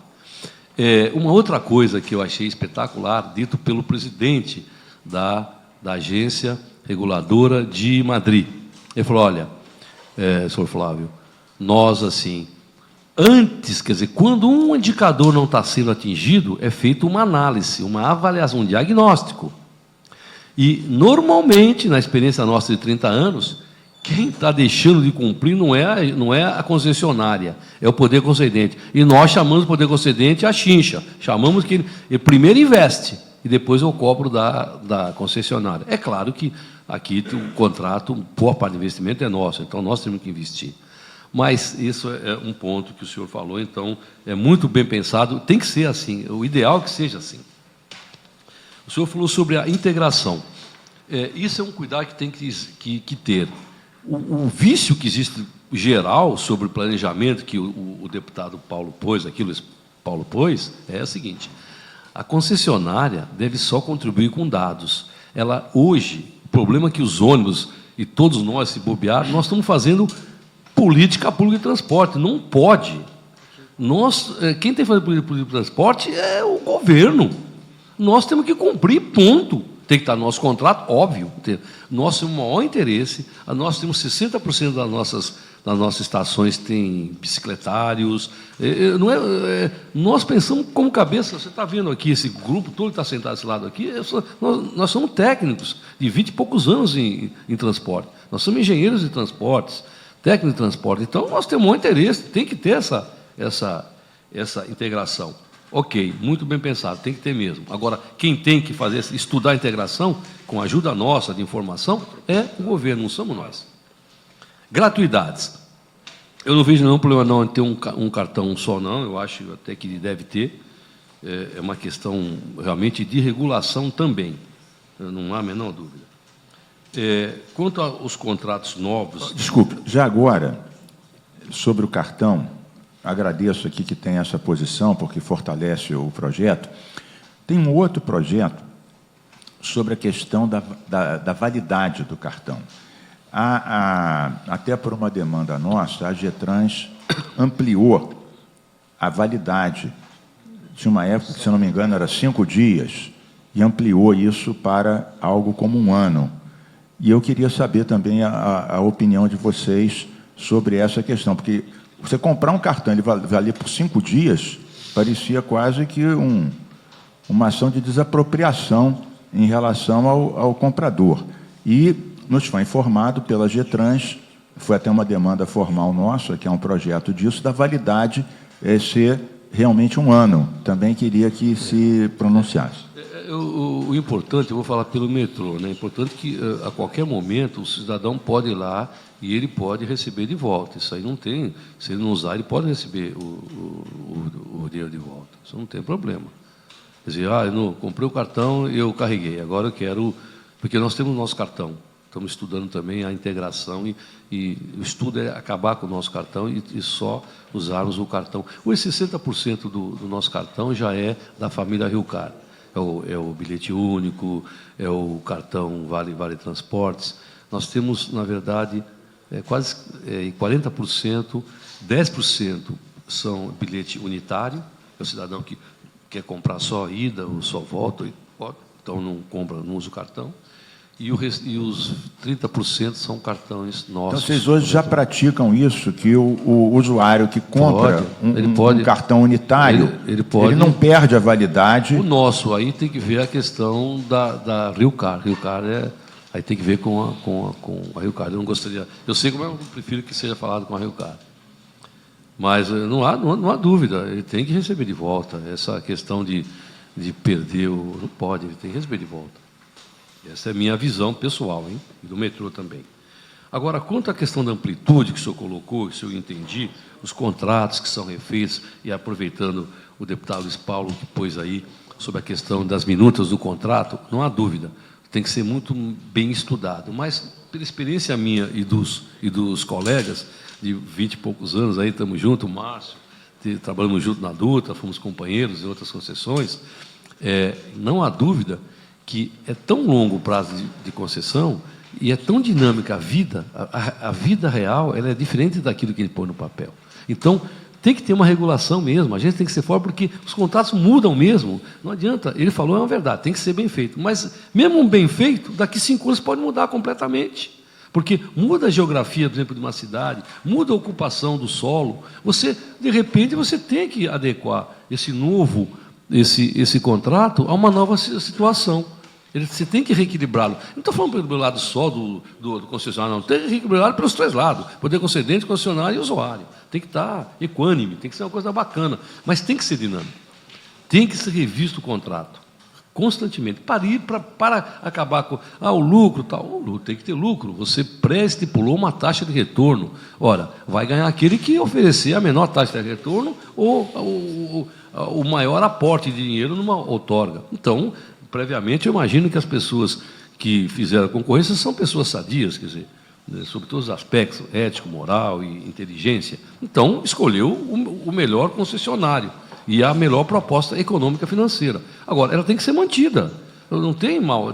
Agora, tem que ser revisto, porque as condições mudam. Então, essa é a minha opinião. Nós estamos agora numa fase do governo federal está rediscutindo a extensão dos prazos de contrato, mas, é claro, são marginais, tem que analisar, porque a vida é diferente de 20 anos atrás.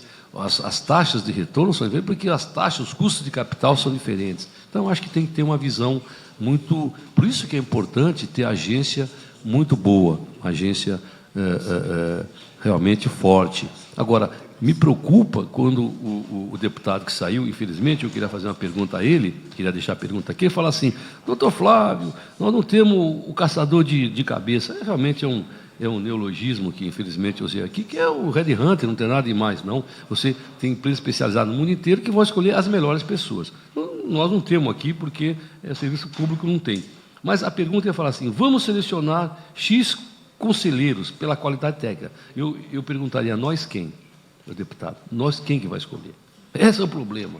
Esse é o problema. A indicação, ela pode ser oficial ou pode ser subjetiva. Mas se nós dois vamos escolher alguém, qual é o critério de nós dois? Nós vamos escolher quem? É porque ele falou assim: vamos selecionar os conselheiros, X conselheiros pela qualidade técnica. Sim, mas nós quem? Essa é a pergunta. O problema é quem que escolhe. Esse é o problema. Não é quem entra. Quem entra tem problema porque é por quem foi escolhido. Então, tinha que ter uma regra na lei claríssima. Quem que vai escolher? Nós sabemos, as sabatinas nós vimos em plenário, nós vimos serem técnicos de altíssimo nível ser sabatinados para empresas estatais. E nós estamos hoje num problema de ética seríssimo.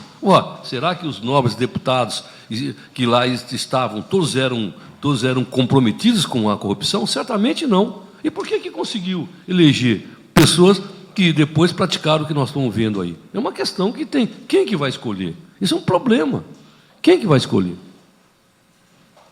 Muito obrigado, doutor Flávio. Última coisa que eu me esqueci, é bem rápido, bem rápido. Vocês computam receitas não tarifárias? Sim, os contratos de concessão, sim. Toda receita não tarifária é levada ao equilíbrio do contrato, sem dúvida.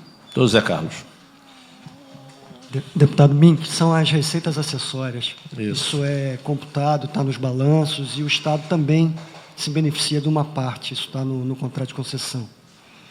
Eu vou procurar me ater aqui aos pontos que foram falados, e há aqui uma convergência quase que unânime sobre esses pontos. Falou-se aqui muito de integração, ninguém é contra, todo mundo é a favor. O que a gente tem que ver é como constituir essa questão da integração. Quer dizer, o objetivo é unânime, mas não pode ter sistemas predatórios no Rio de Janeiro, na região metropolitana do Rio de Janeiro. Não podemos pensar nisso. Obviamente, o caso do metrô, barcas e trens são modais, troncais, são troncos, e, obviamente, o nome já diz, precisam ser alimentados. E alimentados por quem? Pelos táxis, pelas vans, pelos ônibus, pelos BRTs. Então, é disso que se trata. E uma proposição muito, digamos assim, assertiva nesse aspecto é a gente ter uma espécie de uma autoridade única metropolitana para essas questões de planejamento. Eu acho que já se falou nisso aqui, né? Estamos discutindo, a casa está discutindo. Exato. Precisa se revisitar plano diretor, planejamento, e, obviamente, as concessionárias têm que estar aí representadas e têm que aportar com as suas respectivas experiências nessa revisita, nessa revisitação do que a gente está chamando aqui de planejamento e plano diretor. Então, isso, basicamente, é um ponto comum de convergência de todos aqui. Outro aspecto é sobre, o deputado Mink comentou sobre outorga, valores de outorga, aplicação desses valores. Vou lhe dar um exemplo prático da Supervia, deputado.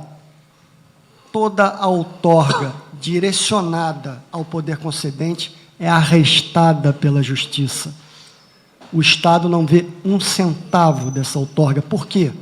Porque existe um passivo sucessório anterior à concessão, anterior a 98, aí estamos falando de Rede Ferroviária Federal, CBTU, Flumitrens, isso da ordem de uns 600 milhões de reais para a gente se situar.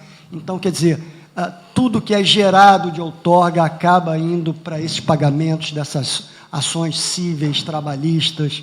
Infelizmente, a realidade que a gente vive, a Supervia, que tem um contrato de concessão pós-98, é chamada nesse polo jurídico e tem que acabar fazendo o funding, quer dizer, pagando por essas ações.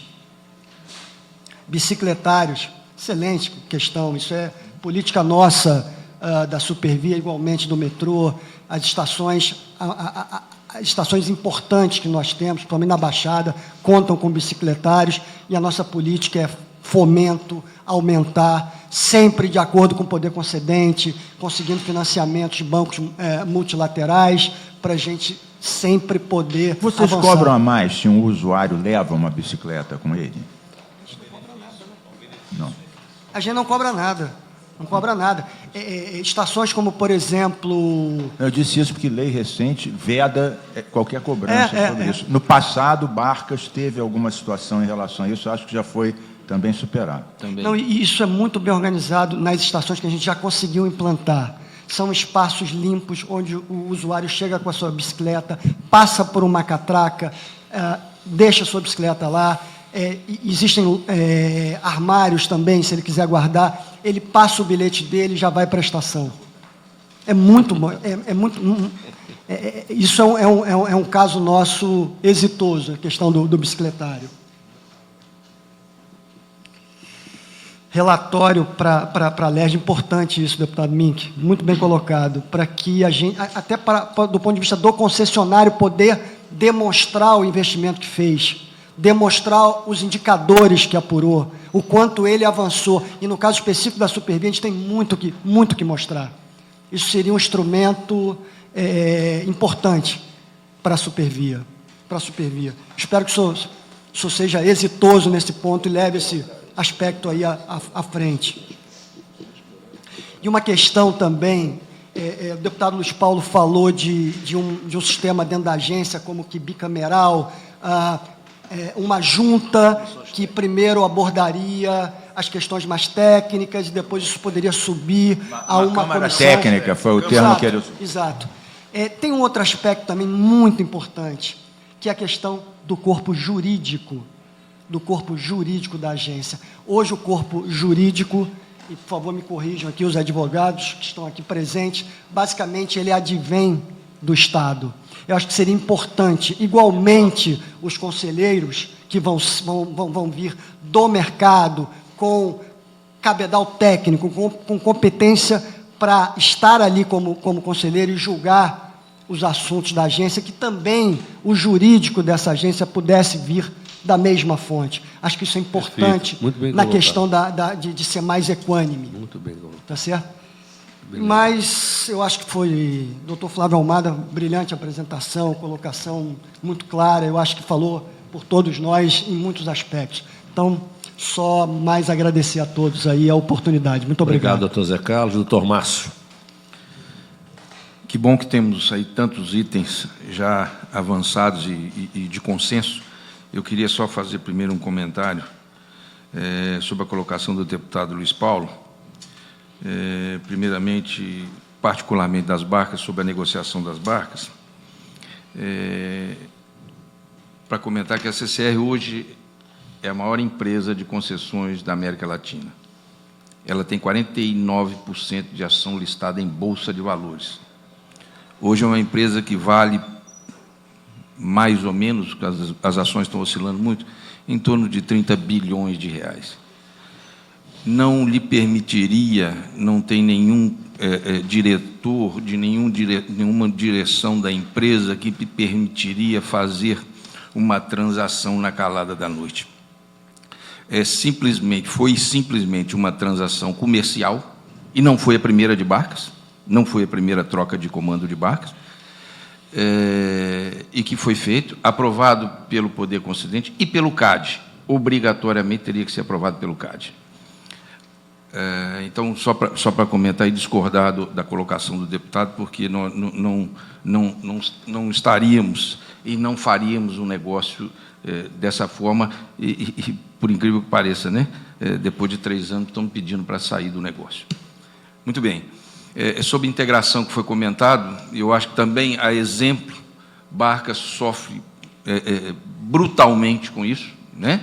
De não termos aí um órgão que consiga estabelecer a forma de que os modais de massa sejam alimentados da forma que deveria. Um pequeno exemplo, eu acho que aqui os senhores conhecem muito bem, quer dizer, nós tínhamos aqui a coisa de 200 metros da Assembleia, um mergulhão onde passavam por ali em torno de 50, 60 linhas de ônibus, que era a grande integração de Barcas. Isso acabou, né? Hoje a integração mais próxima de Barca, nós estamos falando em ônibus aqui a cada 800 metros, 1 quilômetro, né? Por isso temos uma perda nos últimos 2 anos de mais de 20%, né?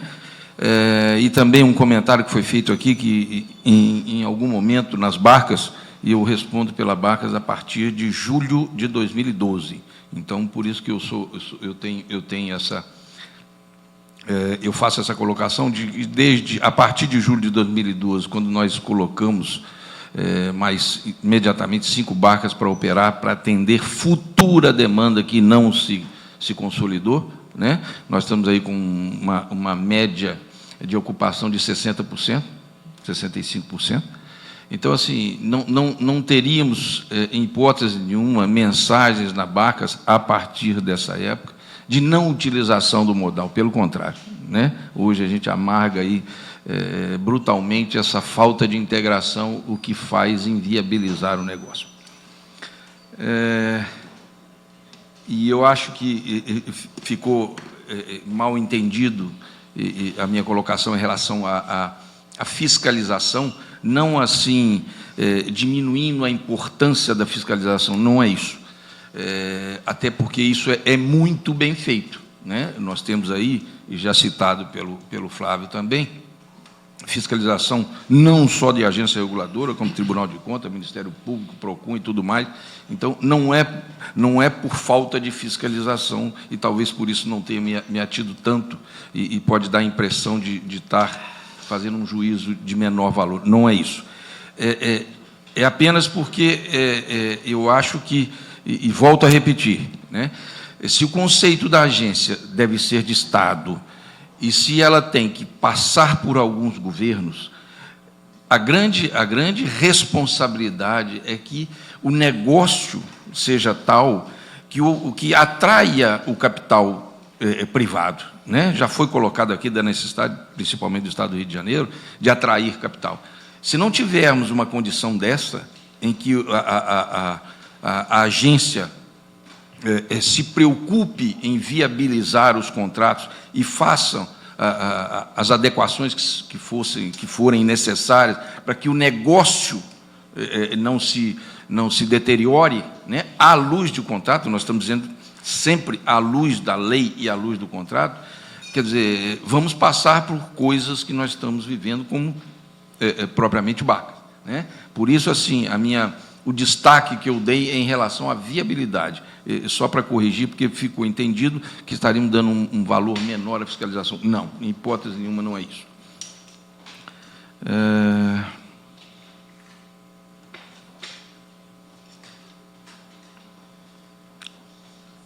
Acho que é isso. O resto, senão vou me ater a assuntos que já são aí consenso, e agradecer, deputado, o convite e a oportunidade de estar participando dessa comissão. Eu que quero agradecer aos senhores. Era impossível, né, tratando-se de 3 modais extremamente estratégicos no Rio, não terem surgido perguntas, indagações a respeito das operações, né? Mas o foco da nossa comissão, né, rigorosamente rediscutimos aí a legislação do papel das agências. Eu acho, deputado Mink, que os temas estão se convergendo, né? Ou seja, a IAR, questão da escolha e do perfil dos conselheiros. O Zé Carlos lembra com muita propriedade a questão do corpo jurídico das agências. Aí estamos falando de concurso para o corpo próprio das agências. a independência das agências. As agências não têm corpo próprio porque o Estado faz o arresto do recurso das suas taxas. Então, as agências hoje não são autossuficientes porque se transformam mais num órgão de governo que de Estado. Então, são essas as questões que vão permear a nossa alteração nessa legislação. Agora, é claro que esse debate, doutor Márcio, doutor Zé Carlos, doutor Flávio, está muito atrasado na casa o debate da política de agência técnica metropolitana e afeta todos os senhores. O doutor Márcio coloca um dado sensível, de fato. Barcas deixou de fazer aqui a integração com o principal modal da cidade do Rio de Janeiro, que é ônibus. Eu sou usuário de Barcas diariamente e sou uma prova de que o serviço melhorou muito. Temos que melhorar mais ainda, mas melhorou muito. Eu pego diariamente com o meu Rio Card, Barcas, e vou e volto. Às vezes mais de uma vez por dia. Mas vem aqui para a Assembleia. Agora, imagina o sujeito que pegava o ônibus aqui no Mergulhão e agora tem que andar quase 1 quilômetro, 800 metros no mínimo, para fazer a integração. E se é um pouco mais idoso e se tem dificuldade de deslocar, vai fazer opção pelo modal rodoviário, infelizmente, congestionando mais a ponte, congestionando mais as vias de Niterói e das cidades. E a falta da agência, está aí o ex-secretário Gato aqui, a falta da agência metropolitana, é um dos atrasos do Rio de Janeiro, faz com que esse sistema rodoviário não tenha quase nenhuma articulação. Cada cidade busca resolver os seus problemas, o Estado cria, pelo DETRO, as suas linhas intermunicipais sem nenhum tipo de interlocução com os municípios. Há uma sobreposição de linhas rodoviárias, é uma loucura completa a nossa malha rodoviária. Essa ideia da comissão, e aí já é consenso nosso, de tirar do DETRO e trazer para a GETRANS, para o modal rodoviário, acho que é fundamental. Essa casa vai ter... Engraçado, o Flávio, que o professor não, o presidente da ABAR, que preside também a agência reguladora do Amazonas, é a origem dele, né? Lá o principal modal é o hidroviário, Márcio. E o principal modal não está ligado à agência reguladora de transportes do Estado. Você veja que lá também tiraram o principal modal no momento que criaram a agência reguladora. A mesma coisa do Rio de Janeiro. Por que o modal rodoviário não está dentro da agência, já que é o principal modal de transporte coletivo, infelizmente, do Estado do Rio de Janeiro? Mas eu acho que... E a questão que o Luiz Paulo levanta, Márcio, nós aqui debatemos muito na mudança aí do concessionário, nada contra a mudança do concessionário, o nosso debate, eu fui vice-presidente da Comissão de Barcas aqui, a nossa discussão com o poder estadual, né, com o governo estadual, foi que, né, o modelo do contrato foi muito mexido. Nós entendíamos que a oferta ali tinha que ser uma oferta pública. A intenção do nosso debate foi esse, porque você tinha um modelo de concessão diferente dos outros dois modais. Barcas não tinha participação dos investimentos do poder concedente, passou a ter naquele momento. Barcas não tinha o subsídio para a tua tarifa, passou a ter naquele momento. Nada contra. Mas o que nós aqui discordamos na época, né, não era do concessionário que estava chegando, foi a forma que o governo, que o poder concedente tratou a matéria. Entendíamos, como mudou muito o contrato, eles ter uma oferta pública, não fazer simplesmente uma mudança de controlador. Esse foi o debate que permeou a casa naquela época. Pelo que eu me lembro, principalmente foi nesse sentido. Mas, de qualquer maneira, eu quero agradecer aqui, em nome da Assembleia, em nome da comissão, à disposição do doutor Márcio, doutor José Carlos, doutor Flávio, com as suas equipes, de aqui virem, trazerem a contribuição. É uma contribuição também importante, né, o que o doutor Zé Carlos traz. Vamos propor na lei, né, a Comissão de Transportes da Casa receber esse relatório das concessionárias uma vez por ano, e aqui estabelecer um debate público. O que nós queremos é que essa relação seja mais pública e republicana possível, tá? Para que não só, como o Mink diz, a maioria dos deputados não sabe nem o papel da agência reguladora, imagine o cidadão. Então, o que nós queremos é que esse debate é uma operação pública, concedida, mas pública, é justo que o operador tenha o seu resultado, está ali fazendo os seus investimentos, é fundamental que a agência tenha força, equilíbrio, capacidade técnica para manter esses sistemas operando longo tempo e operando bem, para que a gente possa atender o objetivo final, que é o usuário, que é o cidadão, né?